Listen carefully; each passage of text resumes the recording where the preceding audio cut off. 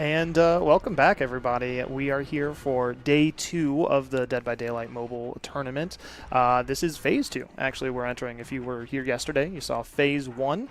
And so we're entering into a little bit more of intensity in our matchups today as we go on to best of 3s, which we'll explain here in a little bit. Of course, my name is Dylan. I am a Fog Whisperer with Behavior Interactive. And, well, you go ahead and introduce yourself as well. I'm Steven, a longtime player of Dead by Daylight, and happy to be here. So today we're looking at what we talked about earlier, which is phase 2. This is a best of 3 round, which means that our teams that are matched up are actually going to be playing more matches against each other to see who comes out on top for next week and who goes to loser's bracket. Do you want to explain how this works out, though? Yeah, sure thing. So the format is going to be, like Dylan had mentioned, a best of 3. So that is going to be 2 or 3 maps played. So that starts out with the similar format to what we saw yesterday, where it is 1 point per kill or escape, and if you get all 4, that's another point on top of that for a total of 5. Then we're going to flip the survivor and killer sides and play that through again on the same map. After that, we're going to have another map selected, another set of killers picked, and the same repeats. 5 and 5. Yeah, the interesting thing here is yesterday you may have noticed that there are bans. One team can ban the other team from playing a specific killer and vice versa. But the team who bans one killer, so say Team 1 bans Spirit for Team 2, Team 1 can still play Spirit. What we're going to be seeing today is something a little bit different because we are getting more rounds. We're getting 4 rounds total, well, potentially more in some cases if we hit a tie. We're actually going to be seeing multiple bans come out for each team. So essentially we're going to get our first map. Say we get Wrecker's Yard. Teams are going to play Killer and Survivor, and then they're going to ban another killer, a second killer. So they'll ban a killer, play, ban the next killer, and play again. And this is really an interesting format because this is going to mean that there's a potential that the second set of matches is seeing some off-meta picks or something of that nature. But considering there are so many meta killers like Nurse, and right now it looks like Hillbilly and Spirit, and those are still 3, we might see a lot of the duplicates of the same killers over and over. So it's not we're not completely out of the meta woods, if you will, but it's going to be interesting. Let's go ahead and take a look at the bracket. I mean, we saw these teams yesterday. Who do you think is going to be? I mean, I guess we have some explaining to do here first, right? Yeah, so due to some extenuating circumstances, BBB is not going to be joining us today, but they may be back tomorrow. We have yet to see.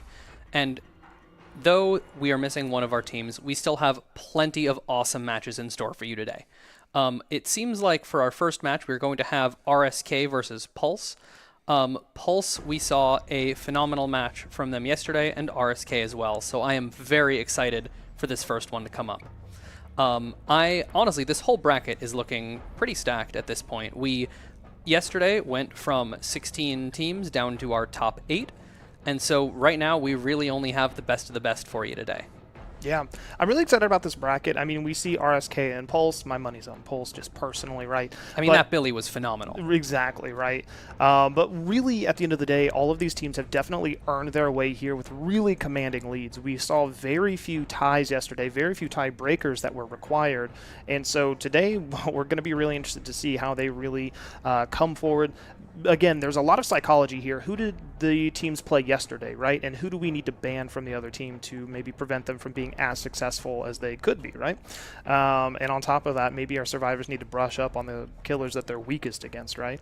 Yeah, we definitely saw some of those picks we saw even a Billy with 2 aura reading perks coming out, Barbecue and Lethal Pursuer yesterday. And those are some very unusual choices, and it seemed like the survivors were taken pretty off guard by that. Yeah. And so I would love to see, especially as we get into those stacking bans, we get 2, potentially 3 killers banned. I would be very interested to see if some slightly off-meta strategies start to come out from these teams. Yeah, I think the metas yesterday were pretty in line with what we would have expected, right? Mm-hmm. A lot of, from the survivor side, Unbreakable, Decisive Strike, Sprint Burst, or Dead Hard. Lots of Deliverance.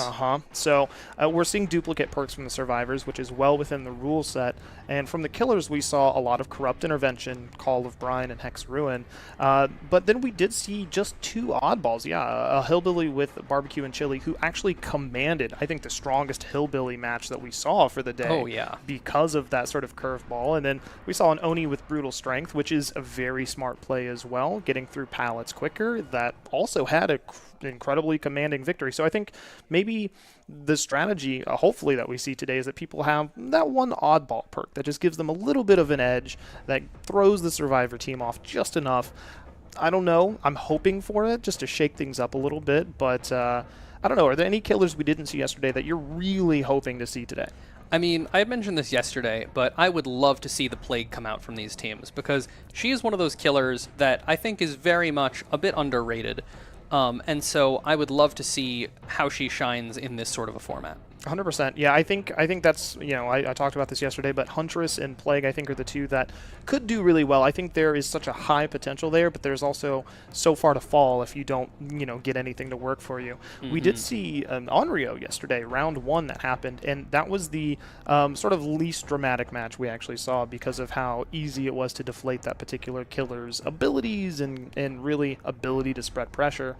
But the Huntress and the Plague, they do have some extracurricular ways of inflicting damage upon teams, so maybe we do see those picks. I don't know. We're getting close enough to actually win money here, so people may not be wanting to take risks. I know I don't want. Yeah, and I would definitely be interested in seeing if being able to, even potentially at some point in the future, not today, but maybe someday, to be able to talk to these teams and to get a sense of like what's their comfort picks, right? Because we always have the meta, the spirits, the nurses, the blights, the onis, but is that your favorite killer? Is that the killer you feel that you shine the most at? I don't know. Yeah, I mean, that's always the interesting thing of, my favorite killer definitely deviates from what I think the strongest killer is, 100%. I'm a Pyramid Head guy through and through every day of the week. We don't have access to that, obviously, here, which makes me very sad and means that I have to pick Oni or, other killers of that nature. So, but there is a bit of a difference between, like, who you love to play and then who's going to actually be successful in the long run. But maybe, maybe some of these teams have gone back and analyzed yesterday's matches and said, you know what, I don't have to go that hard to play against these guys. I could surprise them. Yeah, I would be interested in seeing if we see any of those situations where, like yesterday, we saw, I believe it was the Bubba Undisturbed ward, where they ended up in this situation where they kind of got, they had a bit of a tough go because of the map. But in the end, they just secured that one kill in the basement. And I would be very interested in seeing if a team gets to a point where all they need is that one kill, right? If we see that same strategy come out, but with the intention of all I need is the one. Exactly. Yeah. I think that's definitely possible. And, like I said, yesterday we had it was top 16s, right? So we definitely had just a wide variety in skills and capabilities. And I think today there is a chance that we see curveballs. I would hope that it's not just high-level picks all the time, that we see our opponents staggering the others. I mean, like, look, if I saw a Plague come out, I think that as a team, we see medkits repetitiously, right? We see healing, we see deliverance, but those things become far less effective with Plague on the field. So, I think there's some strategy there, and I'm gonna hold out hope for a Plague, really. But do you think we see any Onryos today? See, I don't know. I feel like she's a killer who I have such little experience with personally that you see them really infrequently in your matches, and I've only played her for maybe 1 or 2 nights worth of games. And so there are definitely things about the way the Onryo plays at this high of a level that I definitely don't understand. And so I would be very curious. I'm not going to make any predictions here. I'm not going to say, oh, we'll see an Onryo for sure. But I think a killer with that kind of mobility, to keep in mind, our Onryo game before, in yesterday, her build was, I forget exactly, but I remember Sloppy Butcher, Thanatophobia, and I believe think it was Brine Eruption. Yeah, I think it was Call of Brine and Eruption. And so that is a build that is very intent on sort of building some pressure and capitalizing on that pressure in the mid to late game. Once you start to get a couple survivors injured, Thanatophobia and Sloppy Butcher start to do their work. You maybe deplete those medkits that we saw in very, very frequently. And then once you keep people injured, then your mobility and that stealth can potentially come into play, get some extraordinary value from Eruption. But the thing is, unless you're able to build that pressure in the first place as a killer with a relatively minimal chase power, you're kind of hoping the dominoes fall, your way. And so I would be interested in seeing what an Onryo can get done if they bring a build that's maybe a little bit more consistent, maybe a little bit less reliant on that initial pressure. Yeah. Maybe we see a Corrupt Intervention or a Ruin. Ruin, especially with a killer with that kind of mobility, you could absolutely make that work. Yeah, I mean, I would be interested even just to see an Onryo come out here with a chase build, right? So enduring to take those pallet stuns just so much faster, and then a Spirit Fury, right? Those are just the Chew pallet build with Brine and Eruption for the extra control. I think if Onryo can get 4, 5, 6 pallets out of the way in the first minute and a half, oh, that's a tough one to really undergo, because at that point it's really dependent on map RNG and how many good windows there are versus mediocre windows. When those resources dwindle down, like every killer gets so much more lethal, right? So I don't think we'll see an Onryo. I'm not gonna really. I said that yesterday, and I don't know. Look where that got us. But yeah, I mean, game 1 we had an Onryo. I know, really. Yeah, and that was it for the rest of the day. It was silence. They just did that for me, really. So yeah, I'm excited to see how this goes today. It does look like RSK is going to be playing Survivor first, which means that Pulse is going to be hopefully setting a great tone as killer today. Do you remember Pulse's killer yesterday? I believe they came out with the Hillbilly, if I remember correctly. I'm not even going to make a guess. I don't remember at all. That's fair. I mean, through that second half of the day, we saw a lot of Hillbillies and Onis. Yeah, they all just blurred together. Yeah, and if we see either of those killers, I would not be surprised, because we are going to one of the bigger maps in the game, Blood Lodge. And so that is going to be the location for our first set of games here. So keep in mind, we are starting out with Pulse on Killer and RSK on Survivor. After this game, we'll total the points for the kills and escapes, flip sides, so that will be RSK's Killer and Pulse's Survivor, and then play one more map on Blood Lodge. And that will determine the victor of this first map in the best of 3. Yeah. Yeah, and honestly, the big thing about Blood Lodge is it is a big map. It's wide open spaces. It is survivors being able to see the killer generally from wherever they're coming from, which means that speed is really of the essence here. And it's going to be interesting to see how it comes out, especially because we have confirmation that right now it looks like Pulse is bringing Spirit. That is their first killer of the day. Yeah, and the spirits we've been seeing have typically been running the Amulet and the Green Shoes as well, which will give you both an extremely long phase as well as a significant increase in your movement speed. And so when we're talking about speed and mobility, Spirit with those add-ons has plenty of both. Yeah, I am really concerned here for Spirit because unlike Oni and unlike Hillbilly, Spirit does have to hit a survivor and then hit them a second time to down them. Oni and his ability and Billy with his chainsaw can just down somebody quickly, which makes them not only fast but lethal. Spirit still has to engage with pretty typical chases, and that means what can happen is maybe not favorable for that Spirit. They can end up getting in a chase that takes just 30 seconds too long, and then that's all your pressure gone. And we saw that a few times yesterday. The beginning chase against a phenomenal Fung on the family residence, right? We saw a Spirit just take too long just to get that down, and that was it. Too many gens slipped out from under him. The map was too big to control from that point. So yeah, and when you're playing against teams of survivors that are playing this efficiently, every second counts in those early game chases. Yeah. So I really hope, for the sake of our Spirit, I hope she has a good one. Yeah. But we're loading in here onto Blood Lodge. We see some slinking around again. Corrupt Intervention's probably in play, right? Wouldn't surprise me. Really trying to delay that first chase as long as they can. Hopefully the Spirit checks and then walks away from those generators. And we see Ace. And it looks like everybody's pretty well got medkits so that they can be more independent survivors throughout the match, right? And especially considering that being healthy against a Spirit, because I do believe that most, if not most, of these survivors have Iron Will. I'm not sure if they all do. But in the event that you don't have Iron Will, which will dampen your pain sounds and make you completely silent while injured, you really need to be healthy. Otherwise, those sounds of pain while you're injured make it very easy for a Spirit to track you while phasing. So what we see right now actually is RSK getting in their first chase, pre-throwing their pallet to delay the inevitable, and then walking, being very slow. But Spirit is not at all confused by this, right? Typically, if you're walking, the Spirit can't detect where you are, but RSK immediately dropping their survivor.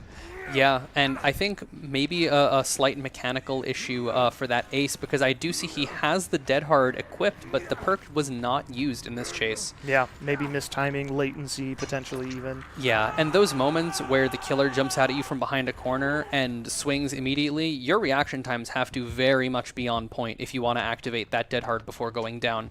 Yeah. So right now, I mean, with Pulse getting a hook before a generator pops, this is a really commanding start. It doesn't necessarily mean the match will go 100% their way, but it really is defying what we were worried about, right, of going far too long in the early game. Yeah, a very fast unhook coming out as well from our survivors, which potentially it looks like it may have the result of expediting the tunneling process on this ace, as the Spirit probably wants to get into a 3v1 as quickly as possible. She is going to just break the pallet, though, instead of using her power, which I believe she used to catch up to the ace, and so was not available for her to use at that tile. Yeah. You know, the one thing that I will say about immediately greeting the unhook, and that was a really good double back from the ace, delaying it and then slow vaulting the window silently to be sure that the Spirit had already made a little bit of distance. But, you know, one thing I've noticed from Survivor players, we noticed that Kate gets the unhook on the ace really, really quickly, and a lot of times that immediately makes the killer turn right back around and leave gens alone, and that might be what they were looking for out of this, just to distract this killer, and it's working perfectly. She's falling into their hands, trying to get this tunnel out while 2 gens have already gone. Yeah, and you can see, I believe that was she was just completely ignoring that survivor in front of her, instead opting to continue looking for the ace. But at this point, he's far enough away that I think she's completely lost track of him. Exactly, and this is the risk you run by just getting a little bit greedy or tunneling, is if you do lose that opportunity, you not only have to start from scratch in your next chase, but you've wasted all that time to get nothing, while generator progress has just kind of kept going like a freight train. Yeah, it is also important to keep in mind, though, that with the early throw of the pallet at that tile, there is the only resource available for that Feng to use is the window, which she uses to activate her lithe and make some distance. But the thing is, the Spirit phases after her immediately, and so she has to stop and start walking in order to prevent the Spirit from just following her scratch marks and hunting her down very, very quickly. Yeah. Good use of the pre-throw on the pallet there. They're going to try, this is God Bus, really, if you can get it to work, and they potentially use the window. The Spirit's going to have to try to play around the pallet entirely, and we'll see how Gabby chooses to play against this. Yeah, that's another gen done in the background as well while this chase is going on. So that is now 3 gens finished for the survivors, and all survivors who are not currently on the hook are actively working on gens. Yeah, so right now we see one generator at 55%, one at 40, and one at 45. This Spirit has one good chase left in them, and then they're going to really need to resort to some less than tasteful ways of playing through this match, I think. Yeah, we do see a Pop Goes the Weasel come out on that sort of mid-map gen, because I believe she does have something of a 3-gen on the main building side at this point in the match, so I don't think she's going to be going anywhere other than here for the rest of this game. Ooh, no. She might find the Feng here. Really good call out on the Feng, going all the way around to where the window was. Gets another down, but might eat Decisive Strike here. Yep, and there it is. Yep, so Decisive Strike, after a survivor is unhooked, Decisive Strike activates, and it allows the survivor to basically stab the killer, forcing the killer to drop them within the duration of that perk. And the stun coming out. Wow, a fantastic read from the Feng. Because you do have to keep in mind that while phasing, the Spirit is invisible to the survivors. So that is done purely based off of some audio that the Spirit is phasing nearby, but primarily based on that Feng's game sense. So phenomenal play from her. Wow, getting the down there on the Feng. Again, it took a little bit of a longer period of time than the Spirit would have liked, but they're going to try to slug and go for another target. Having lost 4 gens, a bit of a risky play. Yeah, but at this point, you kind of have to get a little greedy, because in this sort of a format, can you take a 1K? I mean, with this being best of 3, there is the potential that just taking the 1K isn't the worst option right now, but it is a bit of a risky option that does put a lot of stress when the survivors and the killers swap roles. It really is going to force some really, really tough decisions on the other side of the team. Yeah, another pallet down. I believe this is the 3rd long wall that we've seen, so pretty favorable RNG on the generation of this map for the survivors. Yeah, and we are noticing one thing that's interesting here is that the killer decided to bring a perk that we haven't seen all tournament so far, and that's Discordance. It's an informational perk, actually, that is typically great for solo queue matches, but if 2 survivors are on the exact same generator, that generator highlights for the killer. But right now, we've noticed it hasn't gone off at all because all the survivors have been split up across multiple generators. Yeah, and that's kind of the problem that I personally find with Discordance in my games, is that it is most helpful against the teams where you need it less. Because good survivor teams will recognize that the most efficient way to get generators done is to split up as much as you you can and not work on gens together. Wow. And so then against the teams that understand this the best, Discordance is the least useful. Yeah, great down here on the Kate, and is going to continue to push for Gabby to see if they can get the Fung down. If they can get both on a hook, they do have no way out. They might be able to pull off a 2K here, which is a very middle-of-the-road, respectable way to play a tournament. It is also, you have to keep in mind that there are 3 survivors at this one tile right now. It seems the Fung is trying to make her way away, which I believe the Spirit is probably going to go for her. Yep, because that's the death hook. You want that survivor out of the game. And she knows, the Spirit knows that this Fung has Lithe and not Dead Heart, so she can swing immediately with no fear of missing. 100%. And we know here that there is no adrenaline in play. We have not seen an adrenaline for the entirety of the match because it is a risky perk to bring. That is 1 kill, and if they can get back to the Kate at the Fun Bus, they could potentially secure a second hook and just camp them until they're dead. The Kate did get picked up, though, and I think if the survivors aren't very careful here, the mobility of this Spirit's phase can potentially let her get a lot more than we might think. Now, we do know that Kate does not have Lithe right now. We do see just a fairly normal vault and fairly normal movement speed after the vault. That is the No Way Out active, by the way. You see that timer just running out now. Ooh, the Dead frame Hard. perfect Dead Hard. Incredible work. Yeah, and then this window is a bit difficult to play, but it's important to keep in mind that the information Kate gets about what the Spirit is doing is very limited. So she goes all the way around, just throwing a little style in there. Good job on the Spirit. This could potentially be a 2K unless they come and try to hook trade or something like that, but they may take the points on the board, making this a draw for both teams. Yeah, you see, I believe that's the Ace who is hiding nearby, ready to get the unhook as the Spirit goes to check the other gate. But she comes right back for the hook, so I don't think they're going to be making this unhook. Yeah. I don't think that's happening. With all of them being healthy, this at best would be a trade, which puts them at a 2-2 anyway, 2 dead, 2 alive. It doesn't seem like it actually benefits them unless they both rush the hook and then somehow escort the survivors out, but that's just a little too dicey. Yeah, and against a Spirit who is intangible while phasing and can go right through your body blocks, that's pretty spooky. I don't know if I'd take that trade if I was them. No, and we do see the Ace here opening up the gate, maybe making a tough choice. I don't know. They're making their way in for the hook. If this Spirit looks away for just a second too long... The Spirit's going to need to stick closer, a tighter radius, because if they chase one survivor for too long, the other survivor... the Deliverance, because the Kate had Deliverance loaded off that first unhook. Wow, so the 2 survivors coming nearby just to try and get her attention was just bait to make space for the Kate to use her Deliverance. But the Meg goes down. And so now she's not going to be able to force those 2 survivors out of the gate, but she does have a hook ready and 2 survivors' scratch marks to follow. Now, we do have to be a little bit worried about the greed here. The Nia that they down absolutely could just leave and crawl out the exit gates, but it looks like they may have an Unbreakable. They're staying in place, and they Unbreakable right there.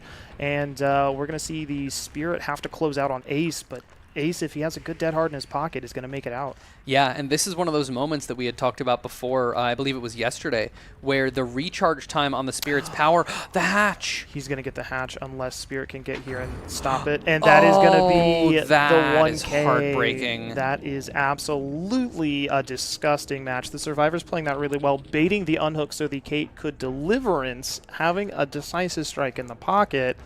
Yeah. And then the Spirit not committing to the pickup there. Yeah, and then the thing is the Nia, I misidentified that as a Meg. I'm not familiar with the outfit. It's a very that fancy looks like costume. an outfit Meg would wear, wouldn't it? Yeah. Doesn't it? Yeah, Nia's a little more conservative in my mind. Yeah, I mean, which is funny because some of her, you see that spray paint outfit with all those bright colors, but then I don't know. It's hard to say. But the Nia going down, running a bit into the killer to bait her attention, going down, the Spirit greeds for the Ace, the Nia pops her Unbreakable and walks right out the gate. For those of you that don't know, Unbreakable is a perk that allows you to pick yourself up off the ground. Typically, this is an action that survivors have to use their teammates for. But what we're seeing with the perk loadouts in match and med kits from the survivors is a loadout that allows them to be really independent from each other and pull aggro and just get themselves up off the ground and get themselves up off the hook. And that is really what backfired here. The greed from the Spirit of trying to get that third, trying to get that win early, where they could have taken 2 kills instead, is really what put them at a really, really tough position. So yeah, because with that result, we are going to have a 3-1 in favor of RSK on the first half of this Blood Lodge game. So while we get the players back into the lobby to load into the next game. So one of the things that you touched on that I would like to elaborate on just a little bit, forgive me if I ramble a touch, is that self-sufficiency that those survivor loadouts really, really lean into. Because one of the most important things for a killer to win is for the survivors to group up. Yeah. Because when you have 2, 3, potentially even all 4 survivors together, that provides the killer a really good opportunity to hit or even potentially down multiple survivors in quick succession and build a lot of pressure very quickly that way. It's really good information, too. If I'm playing killer and I walk up to a generator and I see 2 of you on it, well, I know that there is 2 people here. That means only 2 more generators could be worked on right now consecutively, right? The threat as a killer, the worst case scenario is to walk up to a gen and see 1 person, because you go, oh, there's 3 other gens across the map probably getting worked right now. And so this independence, being able to completely split from one another, use their medkits on themselves to heal each other while everyone else is working the objective, that's a scary scenario, and that means that the killer has to be even more effective with their time and waste none of it. Yeah, it definitely makes things significantly more difficult for our killers when the survivors are able to be so self-sufficient to the level of having 2 heals and a med kit to not even need a teammate to patch you back up to healthy. Yeah, and that's why we see the prevalence, I think, of so many slowdown perks in builds, and why we see so many strong killers out here is because other killers just can't hang. It takes them too much time to capitalize on downs, and that's why we see the insta-down killers really rising to the top here. Yeah, getting 2 hits for 1 effectively is such a massive benefit to your time efficiency. Yeah. In a world where it's very possible that the survivors have the tools to regenerate health states as fast or faster than you can take them. Exactly. In a normal match of Dead by Daylight, you might be able to hit 1 person and then break away after a few seconds and find somebody else. But if you do that here, you know for a fact that that person will be healed before you even engage in the next chase. And that's a really dangerous thing because you've ended up wasting your time. Yeah, it really does sort of push our killers to very much commit to those chases. Yeah. And because it becomes really difficult to spread pressure when the survivors have those independent tools to basically undo all of that hard work that you did to get them hit in the first place. Yeah, which really puts our killers in a tough position now, because that's why we see so many killers going after the person who just got unhooked. Well, they're you know, the fastest, the easiest to get to, and if I can just down them, eat the decisive strike, and then hopefully catch back up real fast, then that's a lot easier than hitting somebody twice and just doing that process over and over. But, you know, it's really, really difficult to sort of make those judgment calls, and kind of what we saw last time, just that greed, just that one decision from the Spirit really flopped the game in an uneven sort of way for that team. And that's going to mean that the survivors are going to have a tougher time. They have a lot more weight on their shoulders on this one. They really can't even drop a single person, which is, well, let's be honest, it's pretty unlikely. Yeah, that is difficult. The survivor performance by RSK in that last game definitely puts a lot, like you had said, a lot of weight on the shoulders of the Pulse survivors. I don't envy the task ahead of them. No. If I were trying to play Survivor, I don't know what I would necessarily do. I mean, you have to think they're probably going to pick, what, Nurse or Billy. Those seem to be really just, you know, that's the thing that I think is sort of the Oni as well. But, you know, right now, like I said, the Survivor team coming up, they can't drop a single person if they want to come out of round 1 winning the Blood Lodge map, and that's really tough. I think almost, I mean, yesterday we saw a bit of a differential where we saw a few blowout matches 5-0, but I just don't think we can expect that from teams as we start to get to the higher caliber matches like we're going to see today. Yeah, over the course of the rest of this tournament, I definitely expect matches to be a bit closer than we saw on day 1, because while all of these players are very much skilled in their own right, making their way here through a 128 team point race bracket, when you really get to the top, the differences that seem relatively small when you compare people to the overall player base become very significant. Yeah. So here, really, just to break it down again, RSK is going to be playing Killer. We're going to see Pulse playing Survivor. And really, what needs to happen here is RSK needs to get 2 kills for them to win this map. If they pull off a 1 kill, then it's actually going to be tied. And that's going to have to go down to blood points again. Yep, so that is our first tiebreaker, which is the blood point totals of the teams across the 2 matches that make up each half of this game. And then whoever is the winner of this match, that will be game 1 of the best of 3. Yeah. Yep, and then we're going to pick a different map. And another set of killer bands. Yep, and those bands are going to layer. So I'm interested to see kind of what happens in the next match. This is kind of the warm-up for both of these teams. First match of the day, first match is for them, and we're really going to see maybe they shake the nerves off for round 2. Maybe we do see more blowouts in that sort of scenario, but already a striking performance from these teams. And honestly, like I said, that game was very close. It was a bit of a nail-biter for a second. Yeah, no, there was definitely a point where we had a down and 2 injured survivors at the fun bus. Yeah. If things had gone a little bit differently there, if our Spirit had gotten her power back just a second or two sooner, things could have gone very, very differently in this game. We could have seen a 4K. You know, and what's wild about the end of that last match is the Kate is the person who deliverance. The Kate was the person who greeted the very first unhook that we said was maybe a little quick. Yeah, it is important to keep in mind, though, at this level of play, while it may feel a little bit dishonorable in your games at home for the killer to focus out a single survivor, at this level of play, with the gen efficiency these survivors are showing, getting into a 3v1 as early as you can is crucial to having a chance at actually winning the game. Now, I'm going to throw my humble opinion out there and say that you are not playing against these level of teams in your public matches. Yeah, these sorts of teams you see these teams maybe 1 out of every couple hundred games. With this level of coordination and that level of individual skill, those teams like that are extraordinarily rare. Yeah. So those of you keeping an eye on what we're saying at home, you don't have to play like this. Yeah, as killers, you definitely don't have to play this way. Now, that being said, there are always ways to improve, and we'll be talking about strategy as we break things down today, because there are a lot of great strategies to have as killer. We're talking about 3 gens. We're talking about where to place yourself on the map. If you're, playing goalie effectively, or if you're accidentally flushing survivors to the middle of the map where more resources are. There's a lot to talk about as we, sort of unravel these matches for the day. Yeah, and that positioning and zoning of controlling the survivor's position is so important as killer, because every meter of distance you give them is another couple seconds it takes you to catch up. Yeah, 100%. And, at the end of the day, what we're really looking at here is, and really what I think is pushing some of the better killers up, and we're really, yesterday a great example is the Oni that goes to the outside edge of the match while in Demon Dash, right? Mm-hmm. Knowing that survivors may expect him to rush through the middle of the map and saying, I'm not going to do that. I know what they're going to think. I'm going to approach from a completely wild angle, and he did. He caught them off guard. And it's this kind of psychology of understanding both sides really effectively and efficiently, and employing that. It's a little bit of risk, but a little bit of reward. Yeah, I would definitely say, like you had mentioned, understanding both sides is just so crucial to improving at this game. And I find that one of the biggest piece of advice I would give someone who is trying to learn the game, who's maybe new or maybe has been playing for a while and finds themselves stagnating, is trying to improve, is to play both sides.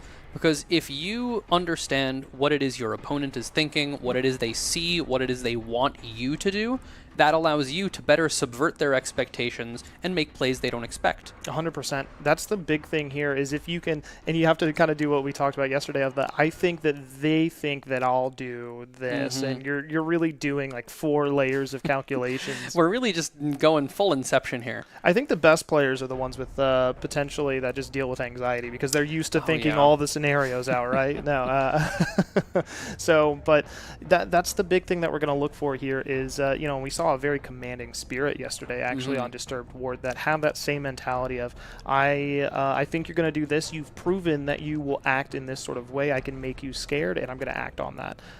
Sort of that pattern recognition as well. Yeah, because Spirit, especially as a killer that the survivors can't see while she's using her power, so much of it is about that understanding of what you think your opponent is going to do, and sometimes just kind of praying you're right.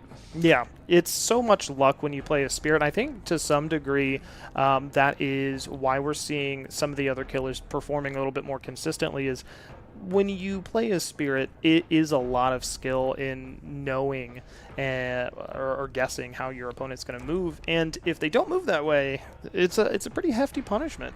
Yeah, having that 15-second recharge time potentially, which is lower if you use only a portion of the power duration, but if you use the whole duration, 15 seconds of being a 4.4 meters per second movement speed killer, That is punishing. Yeah, that can be incredibly brutal. You know, with Nurse, you blink, you whiff, and then you just go through a few seconds, and then you just blink right back into it.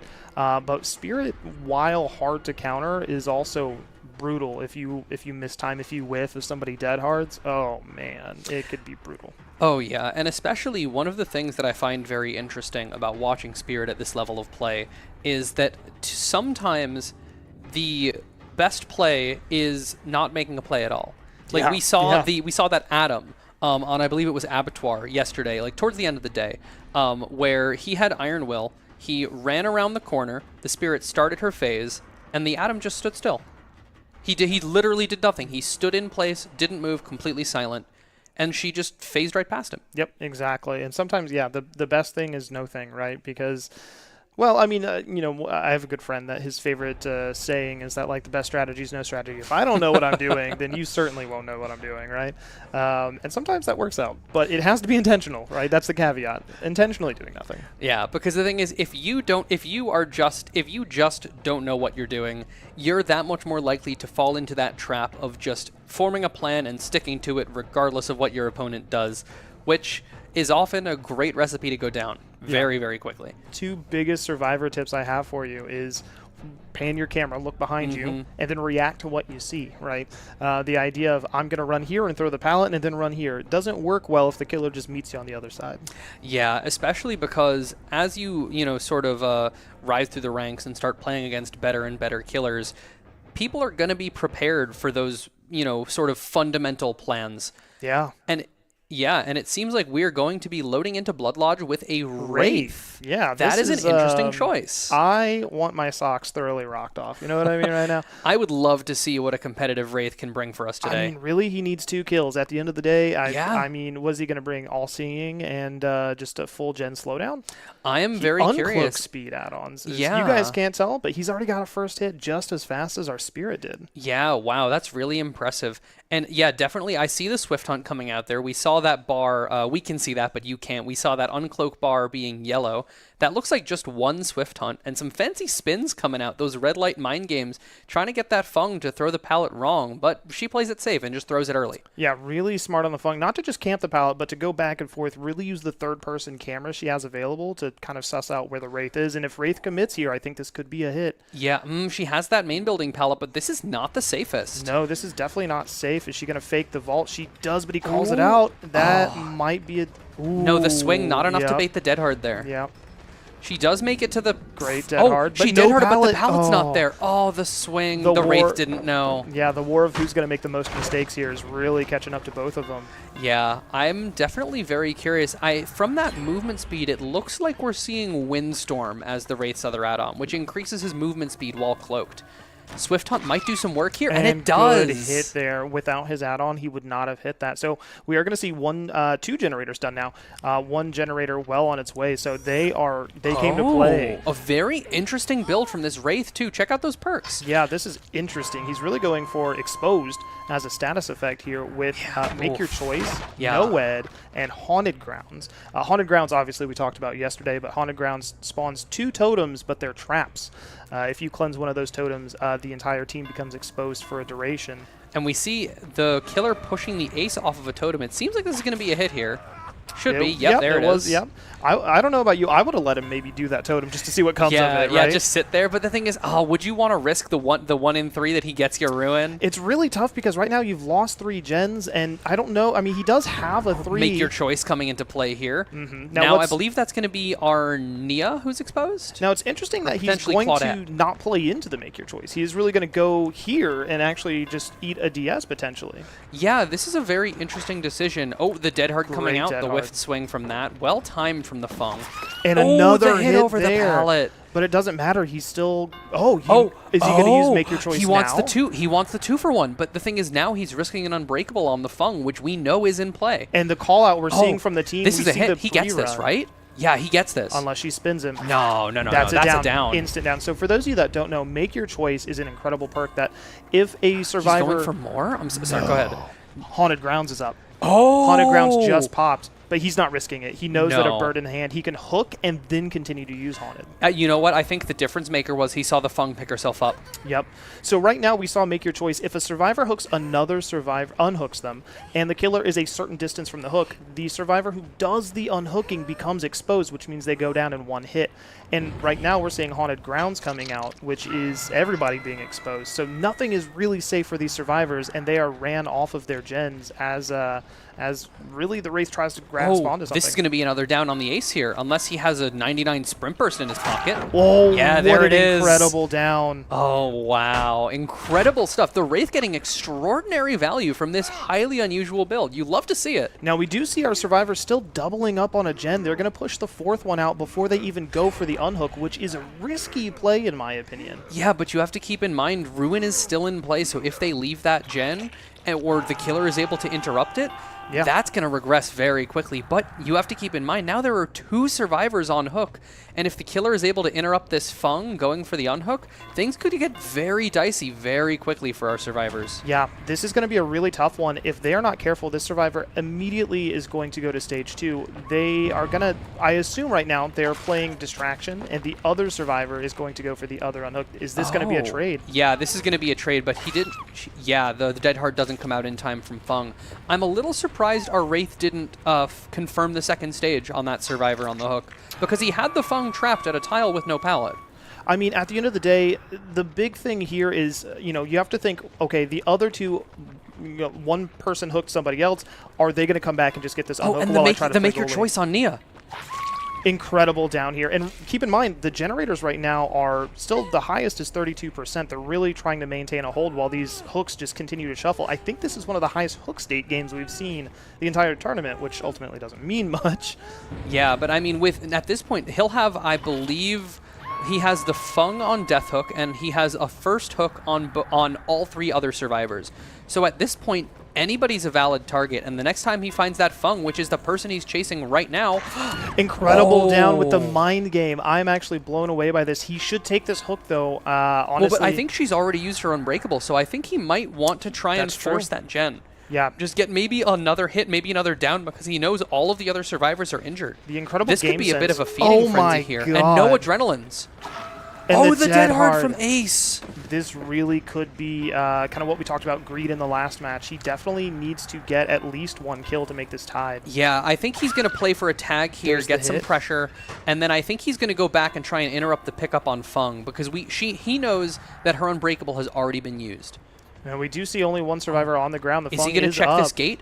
He does. He finds the Nia. This is going to be 2 survivors down.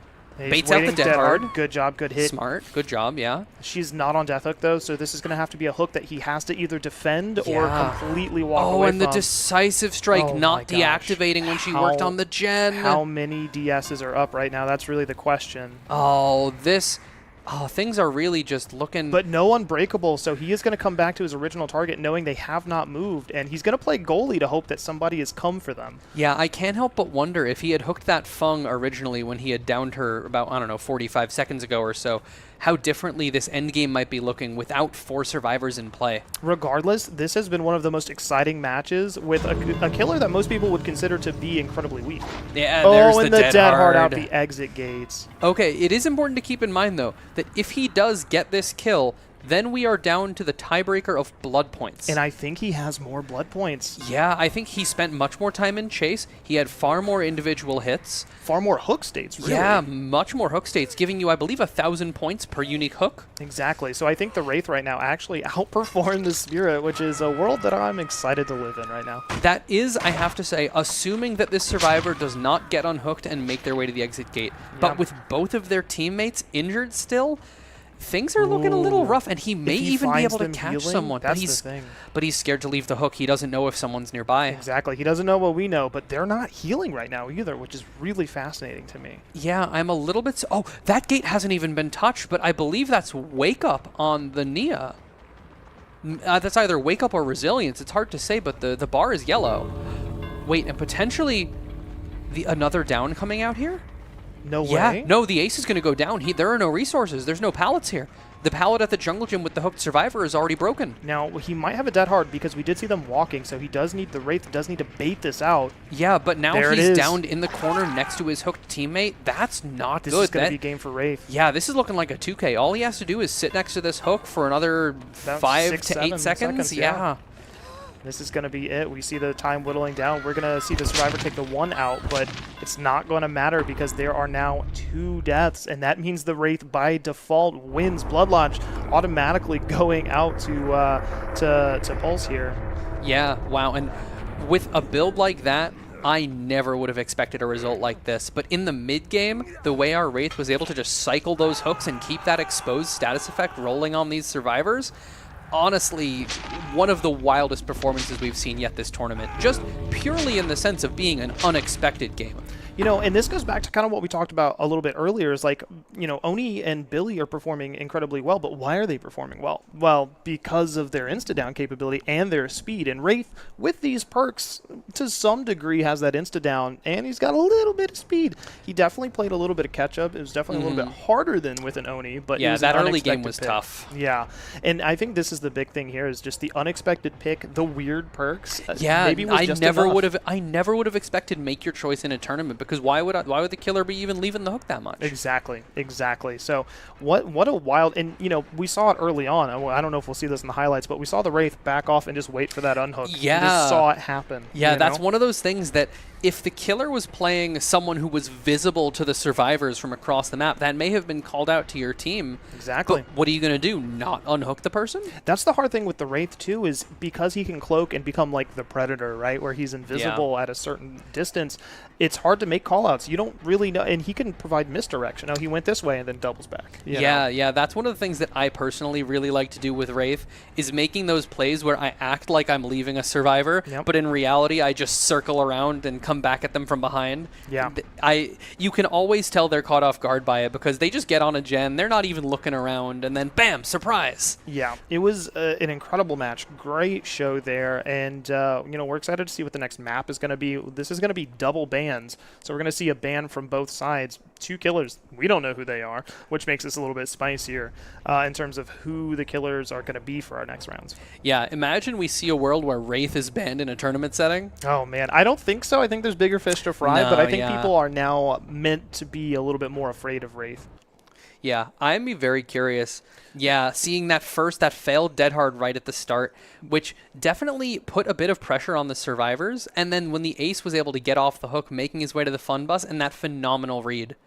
A really good job here from the Spirit catching. Fun Bus is one of the hardest areas in the game because of just how it's coordinated and set up, and Spirit did a really good job here catching up, and really good job here getting the second down. Really, honestly, this Fung having a hard time handling you know, what was happening. Yeah, and that was also the Fung going all the way around the main building, and the Spirit making that read and catching her on the other side, and that perfectly timed stun on the invisible phasing Spirit. Yeah, incredible play there. Of course, the hatch spawning right as the Spirit's trying to really capitalize on these 2 hard-earned downs, and this is where things are unfortunately going to dissolve a little bit. Yeah, and that little bit of flare in the pathing going all the way around the main building, almost having a repeat of that down on the Fung earlier, where except instead of the survivor going all the way around the main building, it was the killer. Yeah, and now we see right here the deliverance into a dead hard, which allowed them to get just enough distance. And then, that nearly frame-perfect hatch escape from the ace to seal the deal. Yep, and no hatch grabs. Now we do see the Wraith coming out. What an incredible match here. Really blown away by how well they did. The first chase was long enough that I was a bit nervous, honestly. Yeah, and then this is one of those moments where the add-ons really came in clutch. That Swift Hunt add-on letting him hit the Fung as she was vaulting the window. Yeah, incredible hit there. And then coming back for the make your choice target, slugging Fung, and then immediately down in Claudette.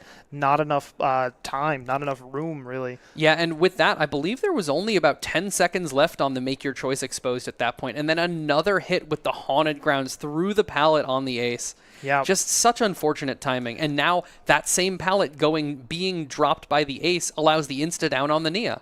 Yeah, we see so many insta-downs in this particular match, and that's what made it very potent. If the Wraith were playing without these perks, it would have been a done deal for the survivors. Yeah, especially, and in those moments where you saw right there with the Fung camping that pallet, it can be really difficult to see the killer over the loop and recognize where they're going, and just, the perfectly timed dead hard. Man, I don't miss those. Yeah, incredible dead hard here from the ace, but unfortunately the Wraith expected it. He knew what was happening, and if he'd whiffed that, I mean, the ace was dead harding to the corner. He was still going to go down. It was just take a couple matter. seconds. It would have made a little bit more sense if he had dead harded in towards the window or something, but really at the end of the day, it was just delaying what seemed to be the inevitable. Yeah, because that's one of those situations where the distance dead hard gives you is only, what, it's like 6 meters, something like that. I think, yeah, that's maybe getting a little high. Yeah, which it'll give you that little bit of extra distance to make it to a resource you otherwise wouldn't have. But if you're in a complete dead zone like that ace was, dead harding towards the corner of the map, Wraith just takes another swing. Yeah, no perk in the game's going to save you there. Yeah, and that was a little bit of a sort of uncoordinated moment. I mean, had the Wraith hit ace and then the Nia came up and got the unhook or something of that nature and maybe tried it, but at the end of the day, the ace just got caught in a really compromised position. Yeah, that was such a difficult position to be in because no one had been able to work on that gate over on that left side of the main building. Yeah. And so then when it came time for the Wraith to push the Fung out of the other exit gate, that sort of forces the survivors to go to the gate that hadn't been touched. Exactly. Yeah, knowing exactly kind of where his position was, where the hook was, really was going to make it a bit tough because as fast as he is cloaked, there is a believable chance that he can sort of patrol both. And really, maybe they knew Noed was in play. They chose not to heal, right, knowing that that could waste valuable time and that they would go down anyway. Yeah, especially on a killer who exclusively lands basic attacks on the survivors, whereas special attacks from powers do not proc the exposed status effect from Noed. And if those of you that are watching don't know what Noed is No One Escapes Death. It is a perk that activates after all of the generators have been done.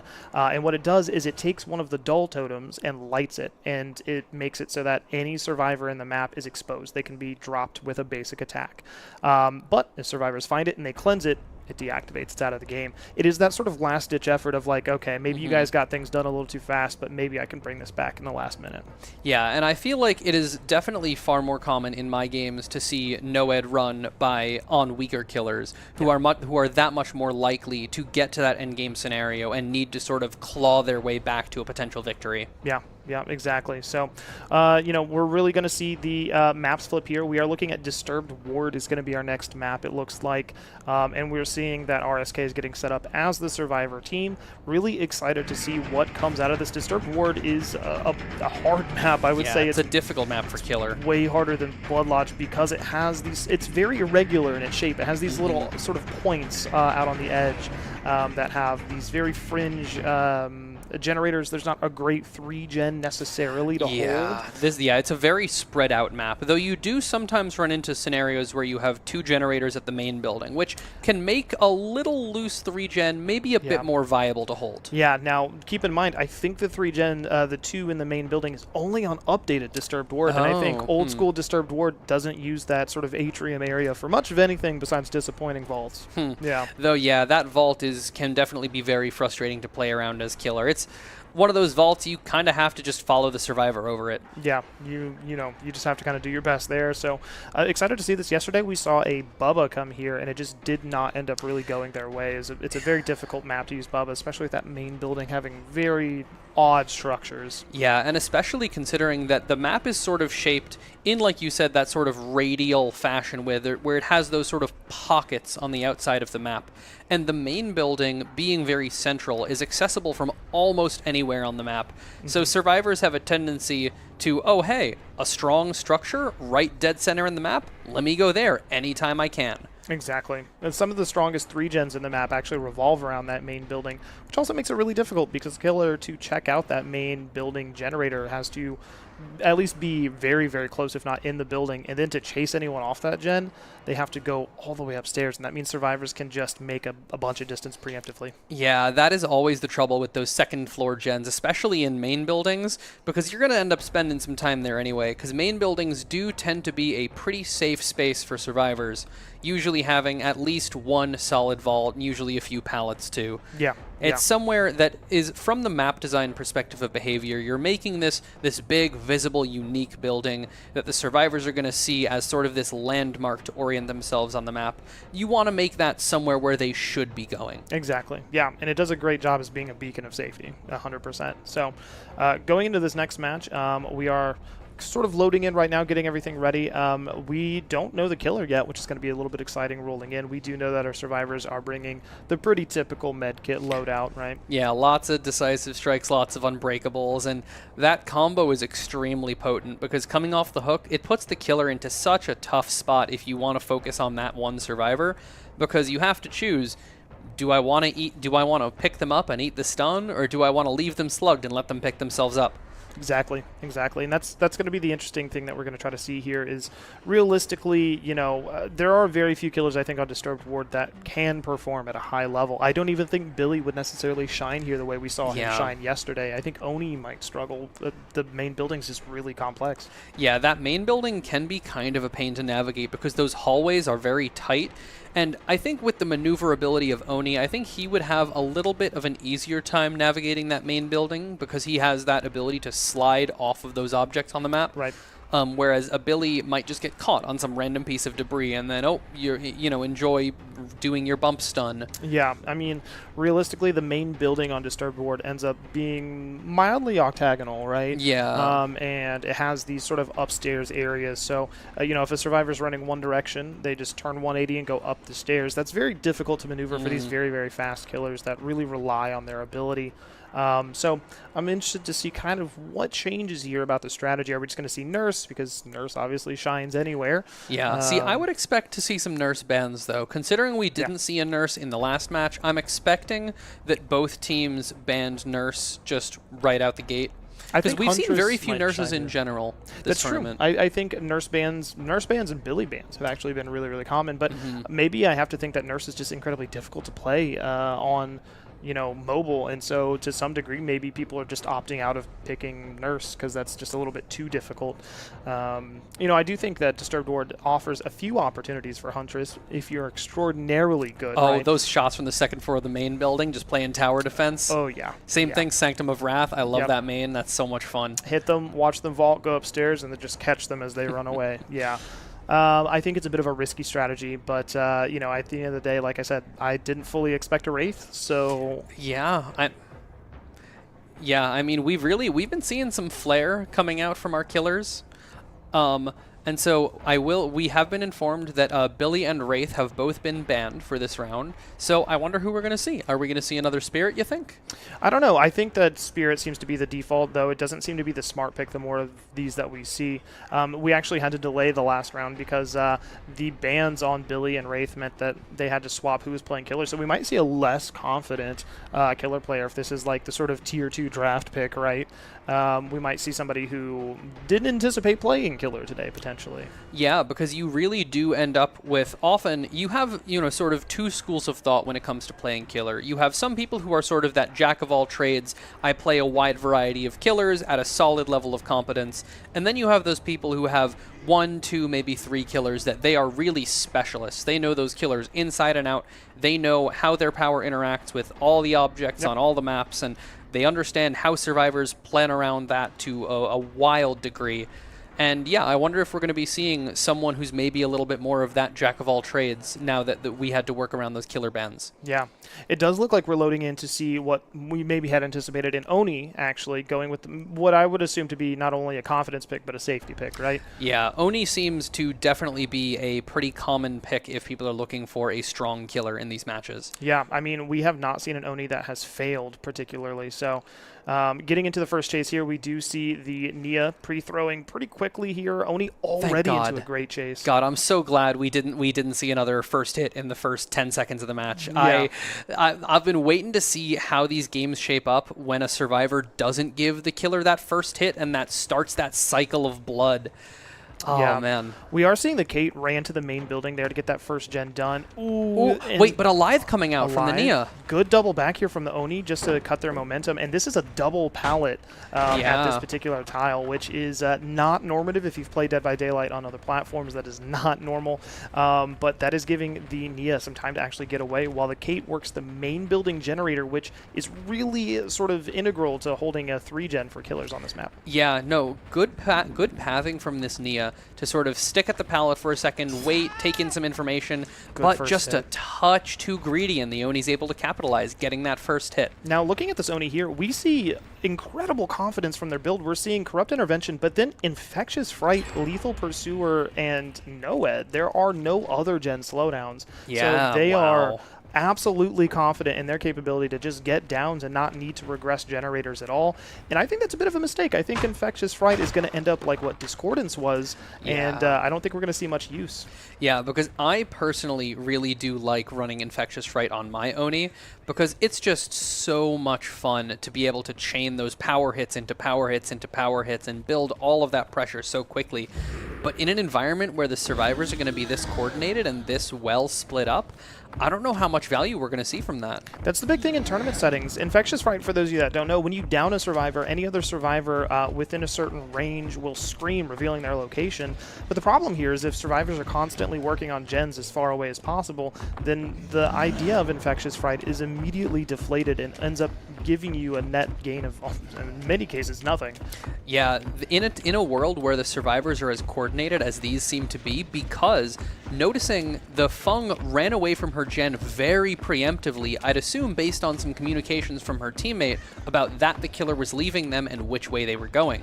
That's exactly what we're talking about, where in this environment where teams are this level of coordinated, it can be extremely difficult to get those big snowballs, because as we see, all of the survivors have abandoned their gens and are hiding, waiting out this limited time of the Oni's power. This is a really incredible play, and this is what you should be doing in solo queue if you can be coordinated enough, is don't be on your gen, don't put yourself in an obvious position. Right now, the Oni would have to waste his time simply looking around to find somebody. And that's the power running out. That's the entire power running out. Everybody's going to run back to their gens. You can see that right now, and he has no perks that are going to help him regress gens. So yeah, and with everybody healthy, he's basically back to square one, but down a gen. yeah, he's wasted the first bit of this match, front-loaded it a little bit too heavily, and I think this is going to be a really tough spot. RSK in a perfect, pretty position right now. Yeah, but you have to keep in mind, as much as we've been saying that Infectious Fright is maybe not the pick, if things do line up correctly, oh, we could see one heck of a snowball.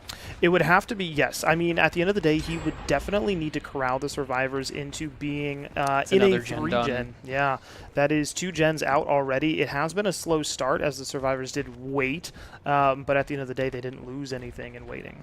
Yeah, that is definitely one of the really key elements of playing Survivor at a high level, is recognizing when you have the opportunity to be patient. Yeah. And we do see the Oni trying to swing through the window, accidentally hitting the sill there, and so the Kate is going to get away. Again, another chase that results in nothing. Yeah, and just recognizing that that building is just so difficult to chase without your power. Wait, the survivor vaulting into him, and that's a hit. There we go. Okay, so potentially that snowball might get rolling again. Yeah, right now we're seeing another gen's going to pop by the end of this chase, I would imagine, at 93% right now. Yeah, just a few seconds left before that gen's finished. And actually, interestingly enough, our survivor is not throwing the shack pallet early and instead opting to play the window. I think that they are a little bit comfortable against this Oni, realizing that the Oni maybe might lose track of them. They did completely lose the Oni earlier as the Oni mind-gamed himself around a pallet, and so maybe they're feeling more confident. Yeah, I mean, and that confidence seems to certainly be paying off, because our survivor is wasting a lot of time with this shack. At the end of the day, this Oni definitely needs to get this window locked up and force them to drop the pallet or absorb enough blood orbs to get the insta down. But in this particular case, we're going to see that other gens are 55, 54, and 54%. This could be a sewed-up game before he even gets a hook. Yeah, and there we go with the safe pallet drop. Those 3 gens all making progress, and he does have his ability up right now, but it doesn't seem like he's really ready to use it. Maybe a little bit of fear of losing track of survivors. Yeah, but Arnia is getting a bit close to her teammate who's working on that gen, and I don't believe we've had a down yet. Nope. So the survivors cannot know that the killer has the Infectious Fright equipped. Of course, Infectious Fright is tied to your killer's terror radius, so this is something that they won't know, but once they do know, it's predictable. They'll be able to get away from it. Especially because at this level of play, survivors are going to recognize when they're about to go down and will call that out to their teammates. Oh, wow. Oof, and that's the last gen finished. Now, the important thing is they don't know that Noed's in play. Noed just activated, but the survivor went down before, so there is no notification on the survivor side that Noed is in play. This could allow them to be a little greedy. Ooh, and carrying all the way to the basement. I think this might discourage them to come get the unhook. Yeah, especially since they know the killer has his power active.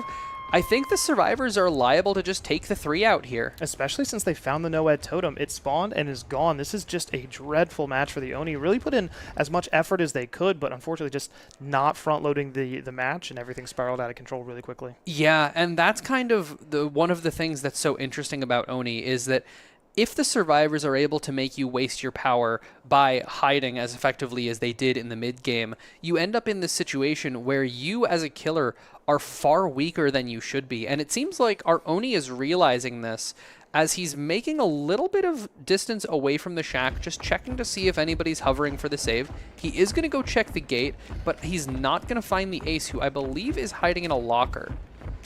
Yeah, it does look like he's going to try to use his ability just to sew this 1 up. If he gets 1 on the board, that's about as good as our Spirit did for all their efforts. So we see drastically the scoring system doesn't lean itself to understanding the nuance of a match necessarily, but...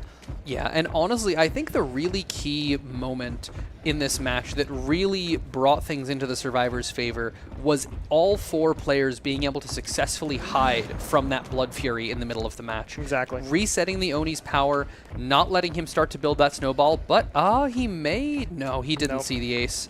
No, I thought he might have for a second there, but that fog really does a number on your ability to see far in the distance. He's definitely just trying to be close enough, and I don't even think that he's leaving far enough for people to feel comfortable for the unhook right now. So, no. You know, we definitely see that the sort of second-round pick for Pulse really hurt them. I think they had anticipated they had a game plan going in, and then the bans came out, the second wave bans, and they kind of had to scramble to put somebody else in, put me in coach, and it didn't work out. Oh, wait. We have multiple survivors making their way down to the basement. Are we going to see a save coming out here? This is very, very dangerous considering this. Yeah, the killer's going to get their power. Is this going to be a 2K? Does the Kate have borrow time? She does. There are borrow times in play. He's dashing, so he's faking the flick here, the hit. Yeah, I think he really wants to down that Nia, but no, the borrowed time coming into play. He definitely needs to cut this Kate off. Yeah, he needs this Kate. Oh, he went for the Nia. Didn't land the hit, though. Yeah, he missed the Nia, and that's going to be game. That's going to be a 4 out. Ooh, maybe. Maybe. Oh, he gets the Kate. Okay, Can they heal tech him out? I don't think they have enough health states. I would imagine not. And no flashlights. All medkits. Are we going to see the survivors making their way back into the map and continuing to play for this 4 out, or are they just going to concede that 1 kill? You know what? Actually, I think this may have been a tiebreaker play. This definitely could be play for points. Yeah, just in the event that things get a little bit dicey. Obviously, a lot of points here for the Oni as well, but really additional points, I guess would I say, because the Oni really does not have many blood points on the board. No, and what's interesting is you see the 2 survivors who are in the gate, but the ace is still in the map. So playing around the killer, forcing him out, it seems, but I don't know. He's making his way maybe towards that gate. RSK might be incredibly confident here, and what they might be going for is just guaranteeing that the next round is a shoe-in. Wait. The Kate.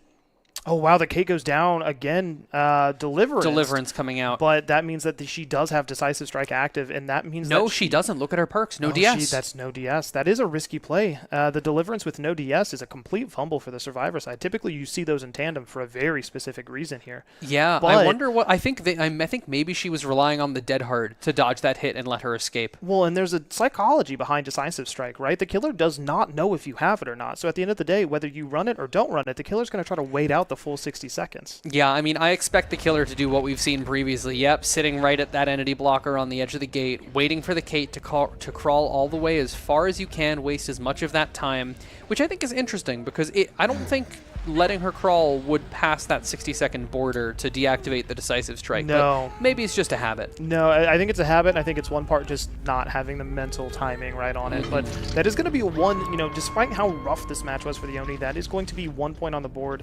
3 points for RSK. It's not a complete wash of a match. It definitely could have been way worse. It could have been 5-0. Yeah, absolutely. And so, look, at the end of the day, Pulse, their survivors definitely have to make a 4-man out happen here. Yeah, or at least try to tie it up, right? And yeah, they have to at least get a 3 out and minimize the number of blood points the killer got. And we did see double duration add-ons on the Oni there, which is an interesting choice because we've typically also seen a either a duration or a speed add-on accompanied by the splintered hull to increase the blood orb drop rate from the injured survivors. Yeah, we saw at least 2 Aikido crutches yesterday. So yeah, I mean, that add-on is so much fun to use. Yeah. Just going as one of my favorite Oni builds is Aikido's crutch plus the talisman for those double speed add-ons, and add play with your food on top of that. Yeah. And then Shadowborn just for the visual effect. Of course, yeah.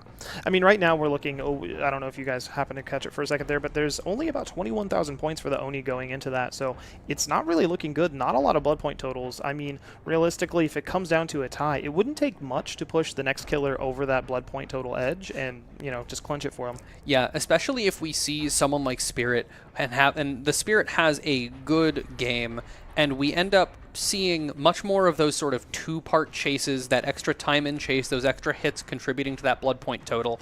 All they need is a 1K and more than, 21,000? 21,000. Yeah, if they get 23,000 points and a 1K, that's a victory for our Spirit. Yeah, most of the time. Theoretical Spirit. We don't know who it's going to be. Yeah.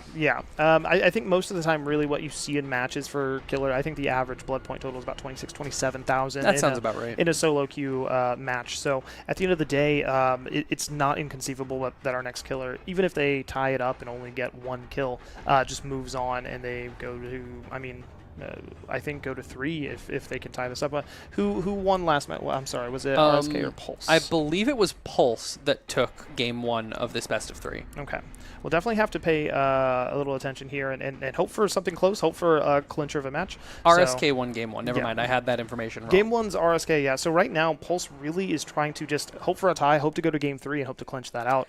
Because RSK, just really great survivor synergy. And honestly, based on the way that RSK plays, based on the preparation that it seems that they've taken for some of these more fringe killers, I would expect them to go pretty far in this tournament if they can just get through, Pulse clawing at their ankles.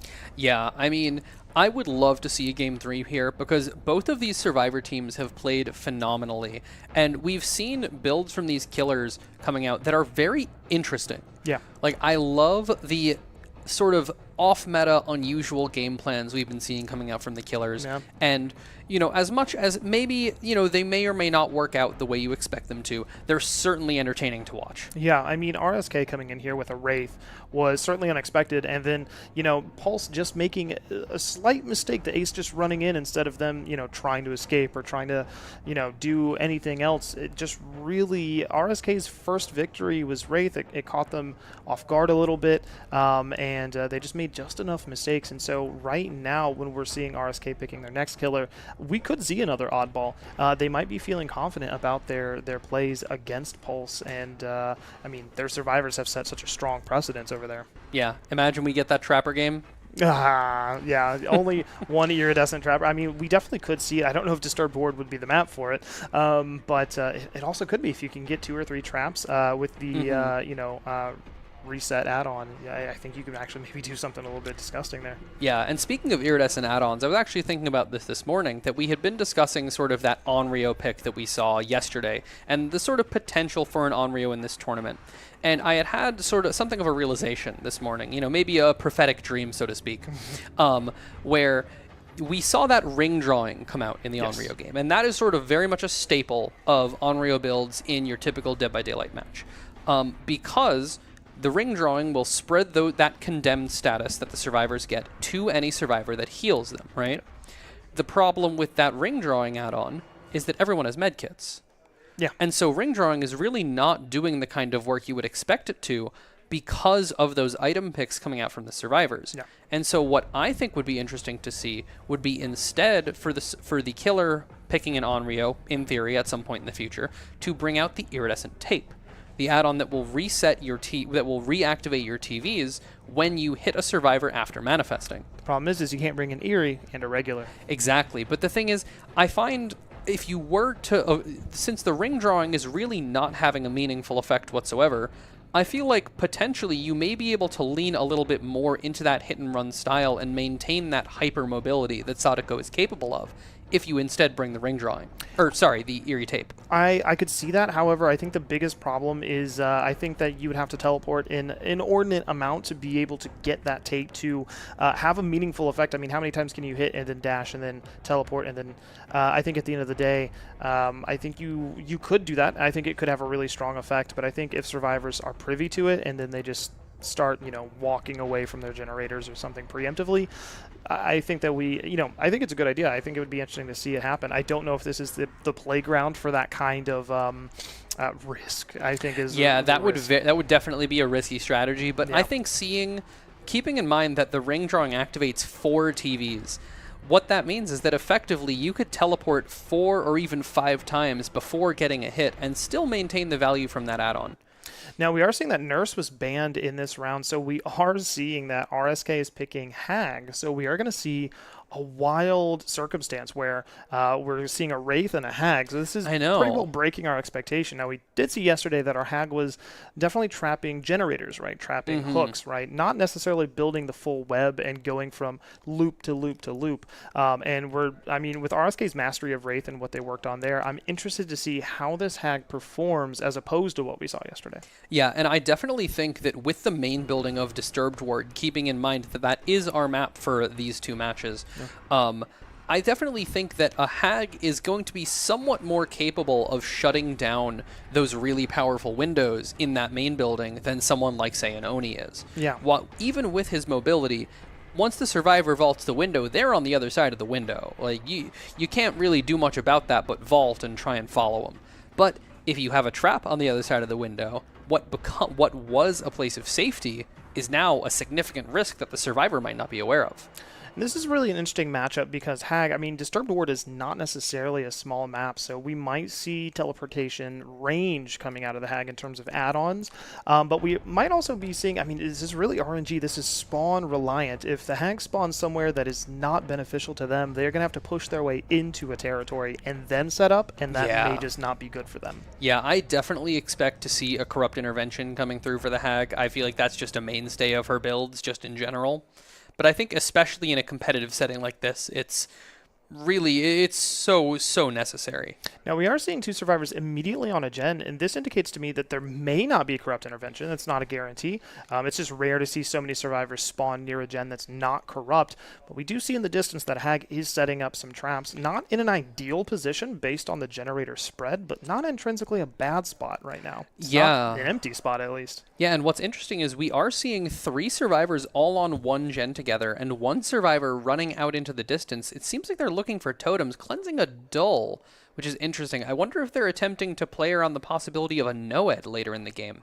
They definitely might be. We have seen some more Noeds as we've gone out. Now, we're actually seeing what I would actually call, and you guys haven't seen it yet, you'll see it here in a second, but the Hag build is save the best for last, pop, sloppy, and corrupt intervention. Save the best for last, a mainstay on any Hag that's playing more traditional matches. Yeah, and I have to say, we do see the corrupt intervention, and also both sides of that window being trapped. Oh, another?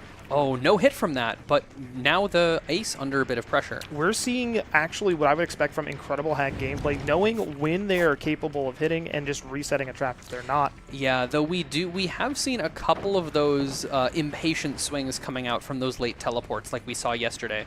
Yeah, this Hag is doing a really good job about understanding when to replace, when to not place traps in the exact same locations over and over, and they're trying to hold this main building because they understand its importance in the flow of the match. Yeah, but now we see 2 survivors under pressure in one of those sort of edge map pockets. A stun coming out from the Claudette. That was an interesting looking one. I'm sure that looked more normal for the survivors than it did for us. Oh, and the Lithe from Claudette, I believe, baiting the swing from the Hag because she was unable to get teleport in time because of the speed of the Claudette's exhaustion. Now, we are seeing actually what you mentioned earlier is the Atrium does have the gen in it, and we do see the Hag trying to push maybe around, try to get them to vault so they can place maybe a stealthier trap and try to maybe, recommand this area. Because, again, if Hag plays a little bit towards the fringe on the outside edge, they're not going to be able to keep this match in their favor. Yeah, and we see a lot of traps at this main building, and I do believe there are 2 gens at the main building, so there's the one upstairs and the one in the Atrium. Yep. But I don't necessarily see that other gen that would make up her 3 gen here. And that is a missed skill check. That is going to be a 10% regression on that gen that had 3 people on it. And a kick, so an additional, I believe, 2.5%? I don't think it's 2.5. I think it's just still old school. I think it's 1. I could be wrong, though. We do see them setting the trap there at the gen. A little bit more predictable, but given the way this hag has played so far, they really hopefully can get a hook. If they can get a hook, they can really start to sort of exercise the survivors out of this area a little bit more effectively. Yeah, and doing a great job being very thorough with their searching because they know the survivors do not want to leave that gen with so much progress. The attempted dead hard for distance sliding off the wall. Wait, potentially another... Interesting. I don't know why that was the... It was a delay trap. No, but the Claudette triggered a trap that the hag was looking at, but they instead teleported to the trap behind them that the Fung triggered. That was interesting. Interesting. Good hit here. Yeah, and see, now we're starting to build up a little bit of pressure, and it seems like there are a couple of those Save the Best for Last sacks in play. Now, if you don't know, Save the Best for Last is a perk that if you hit a survivor who's not the Obsession, you gain a token. And for every token, you gain 5% cooldown to your basic attack that is successful. In this case, we're running a green Save the Best, I think it's 4% instead of... I believe it is 5%, but the stacks that you lose for hitting the Obsession is higher. That's what it is, yeah. So you know, Save the Best for Last can hold up to 8 tokens on basic attack. So what that really means is that you can have up to a 40% cooldown on your basic attack, which allows you to hit, teleport again, hit, and just be an absolute menace if you can build that pressure. Yeah, and if you have all 8 tokens and the survivors trigger multiple traps back to back, you can just be in so many places all effectively at the same time, like this right here. We see one teleport just a little late, a second teleport just in time, and a third teleport to maintain that web. This is going incredibly well. This is a great hit here. And that indicates to me that maybe they don't know they're triggering traps. Oh, I think she's running Rusty Shackles. Yeah. I think Rusty Shackles are in play because I'm not seeing the phantasms on the survivor screen either. Yeah, so what I'm noticing here is there's an add-on. Typically when you trigger a trap against a hag, it spawns a phantasm, a mimic of that hag, and then the hag will embody that when they teleport there. But in this particular case, I don't think the survivors know when they've triggered a trap due to an add-on the killer's brought, which makes the hag far more lethal and quite honestly terrifying. Yeah, it's very much a bit of a jump scare add-on because, like you said, the survivors won't know that they've triggered a trap until the hag teleports and all of a sudden she's right in your face with no warning whatsoever. Exactly. And so this really forces survivors to look at the ground to see where the traps are, which in the main building is doable, but anywhere else becomes a little bit more of a hazard. Especially with the density of the grass on this map, if those traps are placed strategically in that tall grass, it can be extremely difficult for the survivors to be aware of them. Now this is a bit of a risky play. This is one of the only generators out here in this area, and coming back to defend this means that there are other generators on the map that could be getting worked on, and we know the survivors have healed, and we know that we've already lost 3 gens. Yeah, but the survivors have been so attached to that one generator, and out of the gens remaining, it is the one with the highest progress by a solid margin, being above 50% when the hag kicked it just now, and the next highest gen having just over a quarter progress. Now we do see one fancy footwork from the ace here as he dodges the first hit. The hag eventually getting a second hit, but not without a little bit of contest. Now placing well, I'm going to call it a barrel trap here. The ace is going to go ahead and get healed up, and the hag really getting nothing for these instances, these chases, really needing to push people into something. Yeah, but you look at that, the hag like triggering that trap that was placed how long ago in the game, really just showing the value of preparation on this killer.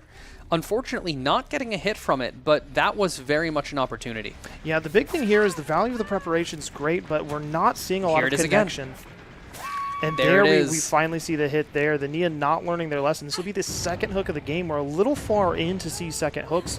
I am a little bit nervous about this. The snowball could happen, but this main building has been absolutely treacherous, and Survivor's exhaustion perks have been vital to getting them out of sort of these situations. Yeah, and that distance provided by the exhaustion perks, each of the ones in play, aside from Dead Hard, sometimes you'll see Lithe, sometimes you'll see Sprint Burst, will provide you with 150% movement speed for 3 seconds at the cost of giving you the exhaustion status effect, which takes 40 seconds of not sprinting to dissipate. So their perks are very powerful, but on a bit of a cooldown.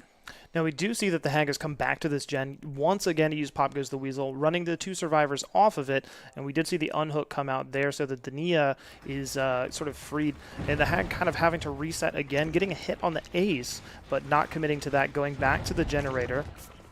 And hoping for a hit there, not getting anything, unfortunately. Ooh, very close, but that's Great a hit through the window. There at the window, incredible work. They are really going to need to keep this up. We know the Claudette knows that this area has been a hot spot for the Hag and is a little bit nervous to vault the window. They're not going to do it if they don't have to. For those of you at home that don't know, crouching, what we're seeing here, actually stops traps from activating. So if you're playing against a Hag, it's a good strategy to crouch it out and just try to get through those hot areas. I was concerned for Claudette's life there as she vaulted through that window, but fortunately for her, the Hag had not placed that trap again. But reading that the Claudette was going to vault that window, she doubles back around the wall. Unfortunately, recognizing that there was just a bit too much distance there, she decides to give up on the chase. Yeah, this one's particularly difficult. RSK, again, just commanding a really good job of putting these traps down, but not able to actually connect, not able to actually get much done. And this is pretty evenly matched between Pulse and RSK. Ooh, Very but good such hits a there. fast down on the Fung there with those 2 traps placed at the main building. Really taking such good advantage of the knowledge that the survivors are going to want to play that structure and preparing. Yeah, now we do see the 5th generator is going to pop here. Pop Goes the Weasel is not... Oh, hold on. Wait, no. That was at 99%. We see a false flag there on the right side of the screen that actually has regressed to 74% right now, holding off the rest of the match. That is a little bit of a dilemma for the survivors who have been greeting that. A hook and the gen right next to each other. What are they going to do to answer that, really? Yeah, we see the trap being placed at the base of the hill, which almost serves like a miniature basement. And multiple traps probably going to be placed at that tile. We saw her put one before. Oh, the survivors triggered it, but she didn't teleport. Good discipline from the Hag to not just press the button when you can press the button. Exactly. We do see the other gens have 0%, so they need to either get back on this one or just break off and get on another one, which I think would be a prevailing strategy considering how many survivors are left in this match. Oh, see, this ace making a bit of distance, but the thing is, I don't think the Nia is going to be able to save before the Hag gets back in range to teleport. Exactly. Yeah, the hesitancy to get there, specifically with regards to needing to crouch and watch for traps. We see this gen still regressing and 2 people injured. The Hag might pull this back just based on this one down and everybody getting off the gen a little too quickly. Yeah, especially because we see that gen continuing to regress and no progress on either of the others. Yeah, this is an incredible moment right now. The Hag doesn't see what we see. If they've gone a little to the right, maybe they catch this Nia out of position and push them into a trap. Oh, they see that blood and the scratch marks. They know she's here, and they know it's the injured one. A little double back action here. Dead oh, hard. The dead hard to nothing. This is potentially going to sew this up. We do see wait, traps the triggering. teleport? Oh, a little bit of maybe a hesitancy there. Borrow time coming out on the Fung. Let's see if they can capitalize. A second hit would drop the Fung. Yeah, it seems like the Claudette is debating about really committing to that body block, but decides against it. I think the killer really wants to confirm this kill instead of taking that hook, but the dead hard for distance to the pallet. Really good dead hard there. Hopefully they go back. There we go to pick up to catch the slug as they get picked up, assumedly there. Yep, the Nia getting picked up. The generator has regressed to 56, 59, 60. They are all 3 on it, getting right back up Yeah, to... wow, look at that progress skyrocket. Right, yeah, the ace. Not falling for the dead hard. And hopefully getting a good down here. Oh, and whiffing on the tree, getting the down there. But if they're not careful, if they don't go back to the gen, it will pop right in their 95, face. 96, 97. Oh, it this doesn't is pop. Really, yeah, this is a tight match. Even if they go to pick up that survivor, the survivors will finish that gen before they can even get to a hook. They have to slug.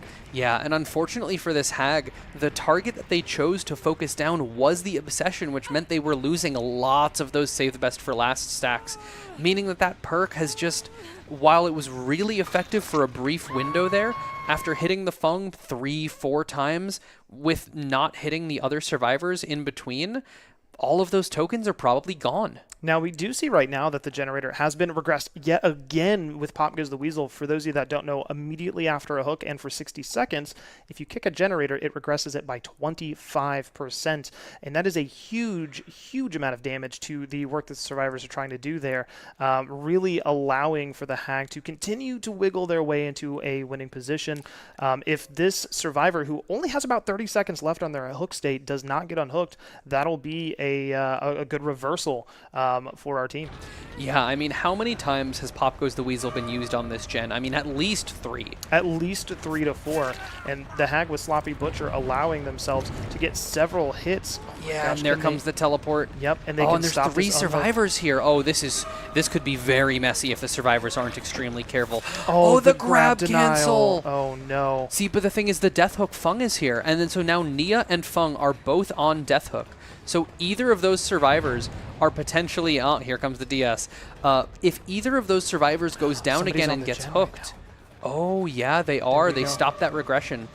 Just under 60%, but now the main building gen is being worked on. Yep. So that's extra pressure happening in the background while the Hag is sort of bouncing between these other survivors, sort of waiting out the Nia's decisive strike. Now, if they can get this down, they can kill this survivor out, clinching the 1 kill, which is really all they need to try to, get this done. The Oni not having many blood points on the board. Is this a double pallet? It is, but it doesn't still gets matter. Down. Oh, wow. So this is really going to clinch it up for this team right now and keep them in the running. Yeah, considering that gen that the survivors have been fighting so hard for is not even at 3/4 right now, there should be plenty of time for our Hag to make her way back over, especially because there's only one person working on it. Well, looking but the at gen in the main building is 90%. That is going to guarantee at least maybe a 2K if they can find somebody to get them down. We know Adrenaline's not in the match. Everybody is injured, so this is not impossible. Oh, but the Nia, this is the other Death Hook survivor. If she gets this will be the second kill. This will be a bit of a reversal from what I predicted with RSK potentially moving forward. If they can get this second There's down. the Dead Hard. Dead hard, and there we go. That is going to be a down. Hag really, really grasping to keep control of this. And honestly, I think the game changer was in when the 3 survivors on the 1 generator got off at 99%, not just sticking to it. Oh, I think they were afraid of the Noed, because I think so. A Noed on the Hag plus maybe a couple of traps nearby, that could have been a recipe for disaster. But that fear of something that didn't exist let this game go for so much longer. I do want to take a look and just draw your attention to the right side of the screen where it says 6 generators have been completed. I think that is my favorite part of this entire thing today. Yeah, I think that 1 gen that the survivors were fighting over for so long may have just been at 99% when the last gen got completed, and maybe there was a bit of a rounding error in the game. Yeah, just a little bit, which is always amusing. Just a visual little quirk there. Now we do see this survivor is actually corralled here. This door is not open. This could be a 3K, which is just such a convincing change because this match seemed to not be in favor of the Hag for so much of the beginning. Yeah, it just goes to show that if you let the Hag get some of her web set up and you don't play around that extremely carefully, a little dead hard for distance there from the ace to the exit gate, but if you're not extremely careful about dismantling the Hag's traps and trying to prevent her from building that power over the course of the match, if you're not extremely careful, things can go south very quickly. And what a commanding lead here. 30,000 blood points. RSK coming out on top. I mean, look, if you know, you know. RSK is not here to mess around. And going into later brackets tomorrow, I would be excited to see what they do. What a great set, really. Yeah. Weird killer picks. Yeah, very unusual, but I think it definitely... It was very interesting seeing that difference that you had talked about between the Hag we saw yesterday, who spent a lot of time trapping gens, and this Hag who did some gen trapping, because to a certain extent you kind of need to. It gives you the ability to sort of slow down the survivors getting on and off that gen a little bit.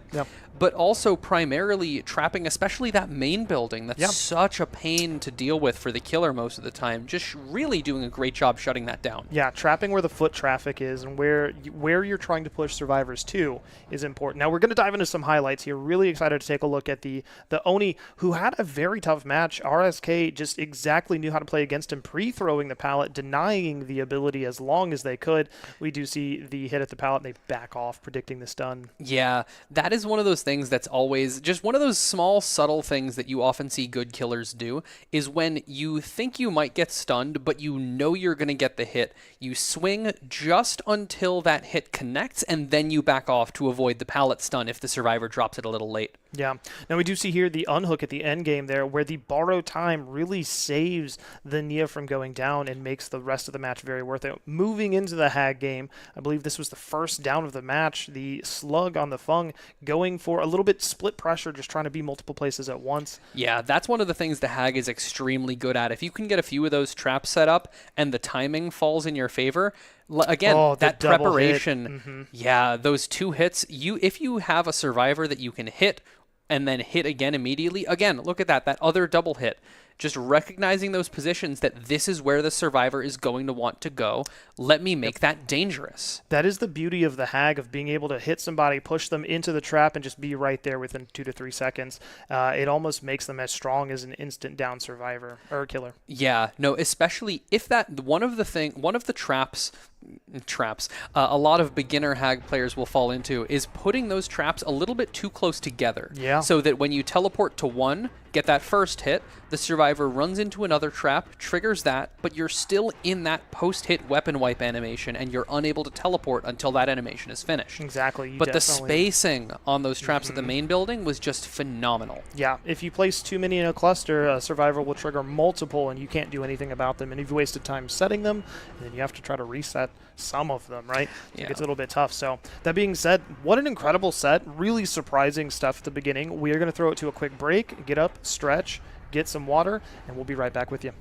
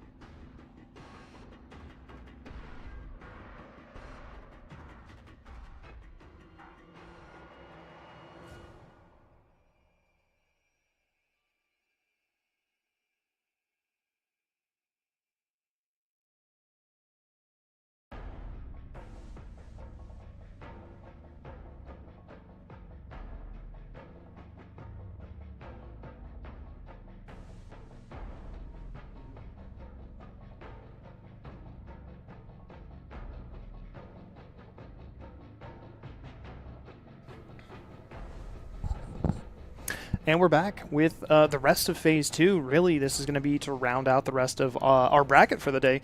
We just saw an amazing domination, really, by RSK with two weird picks for this tournament. Yeah, Wraith and Hag were definitely not the two things I expected to win a match in a tournament like this. Yeah, I mean, really, and the other part of this is the fact that they seem to have a pretty commanding handle of both of them. Obviously, Pulse putting up a good fight, especially against the Hag. Really, it was just one decision that turned the entire tide of that match, I would say. And having a tougher time, Pulse, with some of the killer bands having to make a on-the-fly sort of switch that didn't work out in their favor with the Oni. Yeah, that sort of very snowball-heavy build with the Infectious Fright it just didn't work out. There was just maybe not enough slowdown. That first, losing track of that first chase, really maybe that was the point that set that chain of events in motion and ended up losing them the game. Yeah, and I think that's the really hard part when you look at builds at what's most effective is things like Infectious Fright and Discordance, which is both perks we've seen today, just become ineffective when everybody is completely pushed away from each other. Works really well in pubs, but not so much in a tournament. Yeah, it definitely is really interesting to see those perks that sort of by conventional wisdom can be extremely useful, sort of falling out of favor in this environment. Yeah, it's really interesting to see how the balance of the game really changes based on the sort of capability of the people actually playing it. You can't please everybody, of course. So that being said, we actually are having a bit of a technical issue getting our team set up for the next bracket. So I think we're actually going to go to a little bit of a longer break, which is great because I think I have to use the bathroom. We'll see you guys in just a minute.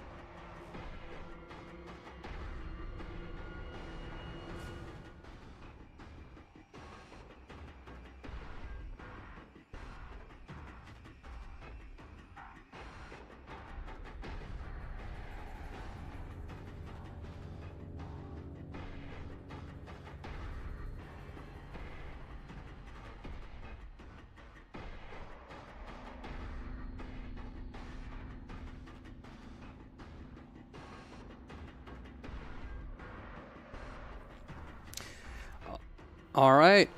Welcome back. Unfortunately, we have had some issues with one of our teams, and they are not going to be playing with us tonight, so we will not be able to bring you that last match.